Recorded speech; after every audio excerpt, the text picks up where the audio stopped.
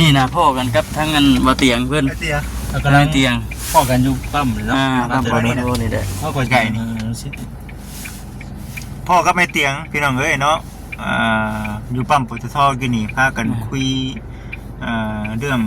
มาเตียงไปแต่น้ำมัน อืม แต่น้ำมันแล้วก็เราก็ พ่อกันพ่อกันนั่นแหละพอดีว่าทั้งไอ้ายเพิ่นสิไปฮับน้องแต่มาเคลียร์นี่แหละพี่น้องไป ปัญ ช่อง หา บอ ที่ ล มันเกิดในตอนนี้เด้เนาะเบิ่งนี่กันเลย ไปช่องบอลเราอะไปอันนาหาอันนาน้องแต่แล้ว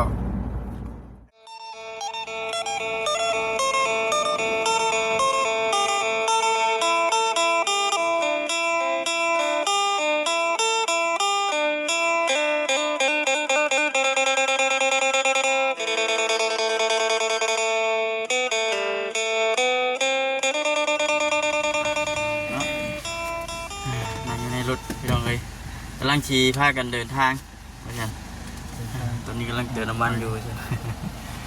พี่น้องเอ้ยเนาะก่อนอื่นก็ทักทายสบายดีเด้อพี่น้องเด้อเนาะทักทายสบายดี FC กันเบิดสุขคนพี่น้องเอ้ยเนาะ แต่น้ำมัน ผมเจอกับบ่าวคำคือเก่ามื้อนี้พี่น้องทั้งคน พี่น้องสบายดีสบาย บ่ ดี จิตทางมาแซน น้ำมันพี่น้องสบายดีเด้อเนาะ มันน้ำพุ่นจะไปนั่งทางนั้น ฮะทางนี้เนาะกำลังสิพากันเดินทางเด้อพี่น้องเด้อก็ไม่นี่นะพ่อกันกับทั้งอันบ่เตียงเพิ่น เตียง แล้วก็ลัง เตียง พ่อกันอยู่ปั๊มเนาะ ปั๊มบ่นี่นี่แหละ พ่อก็จะไปเอาเครื่องก่อนนิดนึง แบบเครื่องอีกบ่ ไปยังไงนี่อยู่วันอนุชิตนี่ กำลังมาพงกินี่ ไอ้มวนอนุชิตว่าหุ้งกับรุ่นปะ นี่อยู่นี่เลย อนุชิตเนาะเนาะ เราซิดอยู่ไกลๆนี่ อนุชิต พ่อก็ไม่เตียงพี่น้องเอ้ยเนาะอยู่ปั๊มปตทกินี่พากันคุยเรื่อง มาเตียงไปแต่น้ำมัน อืม แต่น้ำมันแล้วก็เราก็ พ่อกันนั่นแหละพอดีว่าทั้งไอ้ายเพิ่นสิไปฮับน้องแต่มา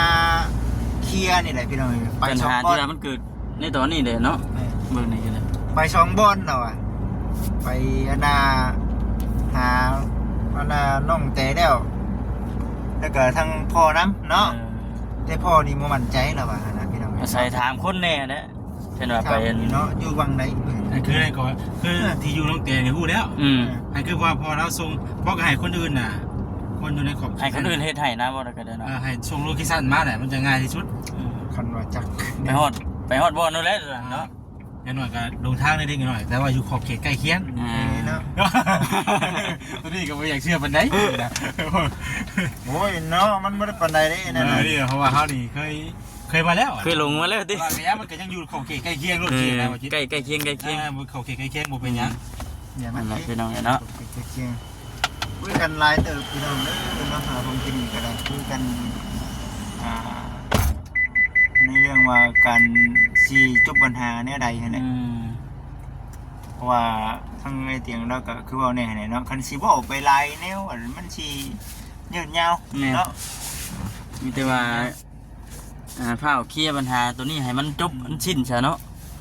มันแล้ว ให้มันแล้วนะพี่น้องจังบ่กังวลใจแน่ว่าซั่น มื่อนี้นะชีเดินไปหาน้องเต๋เนาะน้องเต๋ก่อนเดินไปหาน้องเต๋ก่อนแล้วก็สิไปหาน้องเต๋มาหาน้องเต๋มาแล้วก็อันน่ะสิไปเอาใบซื้อขายน้ำพ่อ จุดประสงค์แล้วก็คืออันไปเอาอันใบซื้อขาย แม่แล้วก็ขึ้นมาคันว่าพ่อโบขึ้นมากับโบเป็นหยังเนาะ ก็เรากับบริเกียของอยู่แล้วเนาะเรื่องนี้เนาะ แม่นมีแต่ น้องเตฮัน มีแต่น้องเต๋แต่ว่าจากที่พังเบิ่งไอ้เตียงแล้วว่านี่คันว่านัดกันเนาะกับทางในบุงในบ้านแล้วเนาะทางนั้นนั่นแหละเราสิบ่เว้าหยังเลยพี่น้องเนาะเราสิโทรให้กับทางผู้ใหญ่ตัดสินใจเองเลยนะ ง่ายก็ให้ทางผู้หลักผู้ใหญ่ผู้ที่เพิ่นชดชอยมานะ แม่ ให้เพิ่นตัดสินเอง แม่ ให้เพิ่นคุยกับในบ้านฮั่น แม่ นะพี่น้องเนาะ จากที่ฟังเบิ่งไอ้เตียงว่า แม่น เป็นหยังคือว่าซั่นเราว่ายัน FC ว่าเราอันน่ะ ระเบียง ความคิดของบ่เตียงเองเนาะ ความคิดของบ่เตียงเองก็ดีคือกันได้ แม่นนั่นแห เพ ละ ราะว่าปัจจุบันนี่บัดทางอ้ายเพิ่นก็คือเฮาเห็นนั่นแหละมีปัญหาเนาะ อืม มีปัญหากับทางน้องเพิ่นนะพี่น้องเนาะน้องเพิ่นมีปัญหากับไอ้เตียงเนาะเดี๋ยวสิไอ้เตียงบอกให้ชื่อผู้นั้นชื่อผู้นี้กัน ก็เรื่องเป็นลาวอีกว่าซั่นติ สิว่าเอ้ยบ่เตียงลำเอียงหรือว่าเอาความคิดเป็นส่วนตัวเนาะ เอาความคิดเจ้าของ นั่นแหละพี่น้องเอ้ยจึงว่าเพิ่นสิโทรให้กับผู้ใหญ่เพิ่นเว้าเอง แม่น ให้คุยกับทางในบ้านเองเนาะ แต่ว่าเมื่อคืนนี้บ่คือเห็นอันไผอันโทรมาหาเจ้านะ เมื่อคืนนี่น้องตุ๊กที่แท้น่ะเป็นย่าเด้อ ฮะ เป็นย่าของน้องตุ๊กคนเนี่ย เอ้าคือว่าซั่น โทรมาเพิ่นอยากให้ไอ้เตียงไปไกลเกลี่ยให้มันได้ไวๆใจฮ้อนพี่น้องเนาะ ผู้เป็นญาน่ะใจร้อนนะเนาะเบิ่งง่ายๆกันนะ สิให้ไผเนาะสิให้ไผกันแท้ เอาบัดมื้อที่ว่าเจ้ามื้อที่ว่ามันเกิดเรื่องมื้อเล็กๆนี่คือว่าเฮือนหลังนี้สิบ่เอาแล้วว่าซั่นถามลูกถามเต้าข้างในคือว่านั่นนี่มื้อน่ะ ตัวนี้บ่จังเลย เอ้า ขึ้นใหม่เด้อบ่เนาะ ยันขึ้นใหม่คิดจังเนาะโยบ่มื้อนั้นคือว่าเต็มปากข้างในนะ FC หลายท่านเพิ่นก็คือสิได้ยินนะพี่น้องเนาะมื้อนั้นน่ะ ตัวนี้ไปกระจักไปกระจักบ่เอาแล้วถามพ่อก็บ่เอาน้องได้ก็บ่เอา มันมีปัญหาว่าซั่นติ น้องไส้ก็บ่เอาน้องตุ๊กก็บ่เอาจะว่ายันเพิ่นขึ้นไหมบ่ตัวนี้นะขึ้นไหม อันนี้ก็เห็นอยู่ในคลิปพี่น้องที่ว่ามื้อเล็กๆที่ว่ามันเกิดเดือนเกิดราวก็ได้แต่ว่าธรรมจิตเป็นได้ซะมื้อนั้น นี่นะ มื้อเล็กๆมื้อนั้นนะมันเป็นหยัง โอ้แม่จน เป็น สั่น อะไรกู สั่น รู้สึก น้ำกันแน่เนาะสั่นเลยเนาะก็แบบว่าโอ้ยเนาะ มันบ่สมควรเนาะว่าง่ายๆก็ได้มันบ่สมควรมันบ่เหมาะสม บ่ให้เฮ็ดนั่นแหละบ่ให้แม้แต่การกระทำนี่ก็ คำว่าคำจาก็ยังบ่แม่นน่ะนะ คำว่าคำจานี่ก็น้องเพิ่นก็หุ่นแฮงเกินแล้วก็ยิ่งมาเฮ็ดการกระทำแบบนั้นบัดมันสิมีคนเข้าข้างบ่มีเนาะ บ่มีแล้ว เพราะว่ามันบ่สมควรเฮ็ดเนาะเหมือนว่าซั่นบ่ซี่ทางบ่จิตเองก็บ่ได้ให้ได้ นี่ เนาะบ่ได้เครียดบ่ได้ว่าอีกเนาะเฮ็ดได้ซะแต่ว่าเว้าแนวบ่แม่นมันก็บ่แม่นเนาะ ว่าถึงความบ่เหมาะสมเนาะบ่สมควรเฮ็ดนะ แนวบ่แม่นบ่จิตก็ว่าบ่แม่นเนาะคำว่ามันแม่นบ่จิตก็ว่าแม่นพี่น้องเอ้ย เฮ็ดกับไผก็ตามเนาะแบบนี้เนาะ แม่ๆ มันบ่สมควรเฮ็ดอยู่แล้ว โอ้ยตั้งแต่ได้มาแล้วให้คิดเห็นเนาะให้คิดเห็นตั้งแต่ตอนเข้าตะกี้เนาะเบิ่งดูไอ้เตียงไปหาน้องครอบครัวนิดหน่อยเลยพี่น้องเนาะจนเอาลูกกับผัวได้นี่นะ นั่นแหละพี่น้องเอ้ยพอปัญหามันเกิดขึ้นก็ตามแก้ทางไอ้ที่อย่างเราก็ได้ลุยเป็นที่จักสิได้กลับหรือบ่อะไรมื้อนี้บ่ส่งสิได้กลับดอก มาช่องเพราะว่าเที่ยว 11 ได้ โมง กลับ ได้บ่คำเอ้ย อ่า 12 โมงนี่จิหน่อยนี่ มันอยู่ทางใต้พุ่นเด้อพี่น้องเอ้ยเนาะสุดประเทศผู้ประจะ ดู ผู้เป็น บ่ พ่อ เจ้ายิงกันผู้พ่อน่ะ เดี๋ยวเขมรพุ่น ทางเขมรยิงกัน เธอ แน่นอนได้เรียกว่าโอ้ถ้าเช่นแหละจังว่าโอ้ยคำน้องเพิ่นบ่เฮ็ดแบบนั้นก็มันสิบ่เป็นแบบนั้นเนาะ เรื่องราวมันก็สิบ่บานปลายปานนี้หั่นนะ คันอ้ายเราก็ไปบอกว่าให้เจ้ามานอนให้ผู้นี้ไปหรือว่าอยู่นํกันเนาะปั่นกันคนละห้อง ไปไกลเกลี่ยให้มันถูกต้องเนาะ ปั่นกันคนละห้องก็แล้วเด้พี่น้องก็บ่มีหยังเท่านั้นเนาะมันก็สิบ่มีเรื่องราวแบบนี้เกิดขึ้นคนก็สิบ่ลาครอบครัวตัวเองหลายเนาะนี่เนาะว่า เดี๋ยวนี้ FC เพิ่นกำลังโอ้ย ยุบ ผู้เป็นพ่อกับแม่ก็คือบ่บอกลูกเต้าแท้ว่าฉันหั่นนะพี่น้อง FC เพิ่นหลายท่าเพิ่นก็ สำหรับพี่เลย คอมเมนต์กันเข้ามาพี่น้องเนาะก็บ่ได้ติบ่ได้ว่าเพิ่นดอก อันนี้คือเบิ่งไปตามความคิดเนาะคอมเมนต์ของทาง FC แม่น เลย แม่น บ่ได้มีอคติหยังดอก แม่น แต่ว่ามันโอ้ยมันเกิดแบบนี้เกิดขึ้นเนี่ยโอ้ยมันบ่งามเนาะมันบ่งามเอาจังว่ามีหยังก็ใจเย็นๆไว้เนาะ มื้อนั้นน่ะเดินไปหามย่านแบบว่าไอ้เตียงเราหั่นแหละพี่น้องเอ้ยเนาะลงมือกับไอ้เตียงแหละย่านมันสิสายเกินไปเนาะ ทั้งเทื่อทั้งที่นี่แม่นอยู่เจ้าเฮ็ดภูมิสะใจเนาะ บัดเจ้าลงไม้ลงมือไปบัดเอาเนาะเจ้าหน้าที่นั่นแหละเนาะเตียนแล้วก็เจ้าหน้าที่ให้ขึ้นเห็นจุดนี้อีกน้ำเนาะ แม่น เหมือนว่า ฉันว่าทั้งไอ้ที่เราอยากเอาพิษก็ได้ที่กันแน่นอนนั่นเนาะ ได้คือกัน มันได้พวกได้เนาะ ได้เนาะ เพราะว่าชาห้องเบิ่งก็พิษเลยนะพี่น้องเนาะ คิดแล้วควร แต่ ให้ ว่า ขึ้นให้ขึ้นเบิ่งในบ้านเนาะในบ้านเพิ่นก็ยังบ่ได้เข้าข้างนั่นเห็นบ่ในพิษก็จังว่าพิษพี่น้องเอ้ยเนาะ แต่ว่ายังบ่ง่ายๆก็ยังบ่สำนึกเนาะ โอ้ยพี่น้องเอ้ยเนาะรอรุ่นเบิ่งว่าสิจบแบบใดแต่ว่าคันเนาะทั้งอ้ายเพิ่นเนาะเอาทั้งน้องเต๋ขึ้นมาพอใบซื้อขายขึ้นมากะอ้ายเพิ่นก็สิประกาศเนาะหยุดเนาะหยุดแล้วสำหรับครอบครัวนี่สิบ่ยุ่งเกี่ยวเนาะแต่ถ้าหากว่ายุ่งเกี่ยวไปแล้วมันเกิดหยังขึ้นก็ เพิ่นก็สิบ่ แม่นเราสิบ่รับผิดชอบแล้วแก้ไขเองบัดนี้หั่นนะแม่นความแล้วเป็นเนาะ แม่นแล้วแหละ แม่น เอา เหมือนความเล่าเลยเรื่องนี้เด้อ ทั้งหมดแสนเพิ่นเงินเข้าไปเอาเครื่องกันพี่น้องเอ้ยตอนนี้เฮากำลังสิพากันเดินทางไปหาครอบครัวได้บ่ดิ เรื่องครอบครัวนี่บ่จิตยังบ่ทันได้ไปจักเทื่อเนาะบ่เซ็นเพิ่นบอกว่าคิดของบ่เซ็นที่ว่าผู้ใหญ่เพิ่นมอบให้เพิ่นบอกเฮาเองก็เท่านี้ได้นี่ปกติบ่จิตเองก็บ่ได้ค่อยได้ไปได้พี่น้องเอ้ยเนาะแม่นมีแต่ไปเวียกผู้รับผู้ใหญ่เพิ่นมอบให้ แม่น แต่ว่าบ่เซ็นเพิ่นก็บ่มีอันนั้นได้บ่มีหมู่แล้วพี่น้องคันว่าสิให้บ่เซ็นไปผู้ใหญ่ มื้อนี้บัด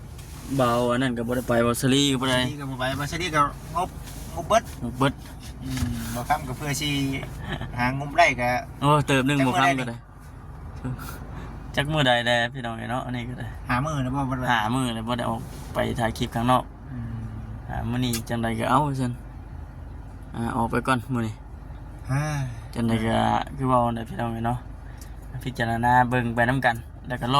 อเบิ่งว่าเรื่องนี้มันสิจบแบบใดนะพี่น้องเอ้ยเนาะฮอดมื้อนั้น เพิ่นขึ้นนำพี่น้องเนาะหลายเพิ่นโทรมาหาบ่ติด แม่น แบบขึ้นนำมานะพี่น้องเอ้ยเนาะ มาตั้ง ขึ้นนำบ่มีไผดอกไปบ่ให้ไม่ซั่น กันเบิดนั่นแหละเนาะเบิ่งนี่ก็ได้ ไว้ใน ไปได้ป่ะ ขนาดบ่แซนเบิ่งก็ยังขึ้นอยู่จ้ะเจ้าเบิ่งเจ้าเห็นคลิปก็ยังขึ้นอยู่จ้ะ บ่เห็นดอก บ่ขึ้นบ่ โอ้พุ่งเต็มที่เลย เนาะ เอาไปสักไปกับ100% 100%รุ่นนะทั้งบ่เตียงแล้วบัดว่า90%นึงมื้อนั้น 99นะเนาะ 99นะยังอีกขีดเดียวนะเหรอเห็นว่าน้องเพิ่นจ่อเข้ามาก็คือว่าอะไรพี่น้องเนาะอันนี้เพิ่นบ่ลงมือก่อน เดี๋ยวมันก็ต้องครับมันคือมวยมันโซกันเลยเนาะเพิ่นก็ยังตอบโต้กันเนาะ มันก็แบบนั้นแล้วแหล้ว ป้องกันนี่ป้อง ป้องกันเห็นว่าน้องเพิ่นลงมือก่อนกันบ่ผิดอีกพี่น้องเนาะ โอ้ยเฮาป้องกันตัวเฮาเองบ่เป็นหยังแต่ว่านั่นแหละดีแล้วที่ว่าเข้าไปห้ามก่อนนะคันบ่ห้ามจักทีเป็นอะไรพี่น้องเนาะบางทีเรื่องมันสิยืดยาวกว่านี้ได้นี่ สิไปให้ช่วงอยู่ได้โอ้ยเป็นได้พาเฮือนว่าซั่น มันเป็นห่วงกับปั้นแล้วบ่พี่น้องเนาะ คือสิเจ็บมือหลายมื้ออยู่ดอกว่าซั่นสิเป็นบางทาน ใช่เป็นห่วงพาเฮือน เป็นห่วงพาเฮือน บ่ได้เป็นห่วงน้องชายเนาะเป็นห่วงกว่าเพื่อนพูดเดี๋ยวสิก็ได้ว้ายคือสิหลายคนอยู่เนาะเป็นห่วงกว่าเพื่อนนี่ คือสิหลายคนอยู่เบิ่ง มือไผ่เป็นห่วงแล้วโอ้ยเดี๋ยวคนไปนั้นมันก็เบิดแล้วเนาะ บ่นี่แหละบ่หยอกนี่แหละพี่น้องเนาะมีเปรี้ยวน่ะบ่ที่พาเฮือนเนาะ เป็นห่วงพาเฮือนพุ่นได้เด้ พวกแห้งเติบไรพี่น้องน้องบ่จิตนี่อยู่ใกล้ๆเนาะตับผมเลย ไม่ได้เติมแล้วจ้ะเบิดชุดแห้ง มันผลิตนั่นแหละเนาะ โอ้บวมในเติบอยู่ดอก คือสิ เจ็บ จุ่มน้ำเข้ามาไว้อยู่จ้ะ บ่น้ำเข้ามาก็บ่ได้มันน้ำเข้ามาก็บ่เซา บ่เช้าบ่ แม่เชื่อด้วยนะ เป็นซ้ำในจักดิ แม่ซ้ำในเป็น สร้างเฮ็ดแท้อันนี้ว่ะ โอ้ย เพราะว่าเฮาเข้าไปเที่ยวก็บ่แม่นว่าตั้งเว้าดอกพี่น้องเนาะคำว่าคำจาทางน้องมันก็มันอยากแข็งแน่ บ่เฮาเข้าไปก็เฮาบ่ได้บอกถึง แม่น เข้าไปก็ว่าในส่วนที่เรียกการงานผู้รับผู้ใหญ่เพิ่นมอบให้เฮา บาดทีนี้พากันยิง ตรงเลยบ่บาดครับ ตรงนะบัด ยิ นี้ งตรงเลยไปพุ่นแหละซอดบ้านน้องบุญทวีแต่ก็สิ บ้านอันไปหาไปก็ทั้งหมดแทน มีตู้คอยอันเด้ ตู้คอย เคยไปบ่ครับ ไปบ่เคยไปเทื่อเด้ มีว่าบุญเพยวาสลีเคยไปนะเจ้ายังบ่เคย ไปเที่ยวได้ อ่า เออ ไปเที่ยวได้ ไปหลายเทื่อแล้วไปสองเทื่อแล้ว อืม มาอยู่ในของใคร ไปเบิ่งแล้วเบิ่งไรเมื่อไงบ่ แต่ว่า เอ้าคือจังหวะแท้ เอาไปหวย แต่ว่ามื้อนี้เป็นมื้อตัว สลิงมันยังเสียงกว่า โอ้ รับ โอ้ย จักอีหยังไงเนาะ โอ้เฮ้ย นี่เนี่ยคือว่าใจฮ้อนพูดแล้วนี่ใจฮ้อนพูดว่ามันบ่ดี น้องดูดีนะดีนะ เป็นใจฮ้อนพูดว่ามันบ่ดีมันเป็นหยังก็ตามเด้ เนี่ยก็ตามแต่มีสติแหละมันจะดีไหม นี่คือว่าโอ้เสียดายนี่เนาะเสียดายกูเซ็งนี่ดิบ่ได้ โอ้ยมัน ไม่ ก็ เคยชาเซ็งกูเนาะ เรียนอยู่ไทยได้เนาะ อ๋อ รถคุณนฤทธิ์โอ้ยพี่น้องเอ้ย เกี่ยวข้าวกินน้ำแล้วหรือเปล่าวะคำ ยังแต่เขาอันเขียวยังเขางั้นนึกอีกวันนี้มันสำเร็จบัดหากระปั้นแล้วเมื่อเช้านี้เด้ ไว้นี่เฉยเนาะ ไว้บ่ป๊อด เป็นแรกคนประเทศที่ เปิดปืนจุตาดูน เก่งเอาไปเก่ง ยังอีกขาวเขียว เอาไปกิน ชุบอีก ไปกิน นี่เป็น มา เอ้า ไหน คือเนาะ เขียวชุบอีก เป็นพักผ่อนแน่วันนี้มันลุยวันนี้ลุยเต็มที่วัน วานนี้ลุยเต็มที่วานนี้ อืมวานนี้อัดกันเลยวานนี้ อัดหาคนปลากระป๋อง เออ ตีหนึ่งได้บอกคำมาฮอดน่ะตีฮอดตีหนึ่งป๊าด เห็นยุคคลิปที่เจ้าลงป๊อดยังบ่ได้ฮอดเฮือนบ่นี่ มันก็นั่งจุ่มกันดูสิ โอ้ยมา อ๋อกันหนึ่งมาทางมันยากนี่ ทางเนี้ยทางเนี้ย อืม มันยากมันนั่นเองก็เลย ทางเนี้ย เอาเฮาก็มีแต่ว่าสิพากันเดินทางไปนั่นแหละพี่น้องเนาะสำหรับคลิปนี้ก็มีแต่ว่าสิจบคลิปก่อน แม่ผมได้ไปพ่อเนาะคนไหนบ้านน้องบุญทวีก่อน เขาต้องไปหาได้ก่อน แม่นๆเจ้าสิพาเจ้าเผื่อๆเจ้าว่าสิกินข้าวอยู่หั่นบ่จักบ่ตอนเที่ยงจักโมงเลยเดี๋ยวนี้ ไม่ใช่เที่ยงแน่นะ โอ้12โมงเลยเด้เนี่ย จิ๊กคือบ่อยากว่า โอ้กินมื้อกินนี่เนาะ พี่กันรู้แต่แท้ที่ กินกันแล้วรถแท้แบบนี้นะ ยาลูกยิ้วเข่ายิ้วเข่าดิเฮงกลัวบุญได้บุญได้ หูลายตาลายแล้วแบบ เป็ นี้ นคนดงชัยบุญได้บุญแล้ว ชัดหมดเลยดิ เฮงชันกูหันเจ้าไหว โอ้ยเนาะพี่น้องเนาะป้ามาทีนี้เนาะเอาสบายดีเด้อ สบายดีไม่ได้สบายดี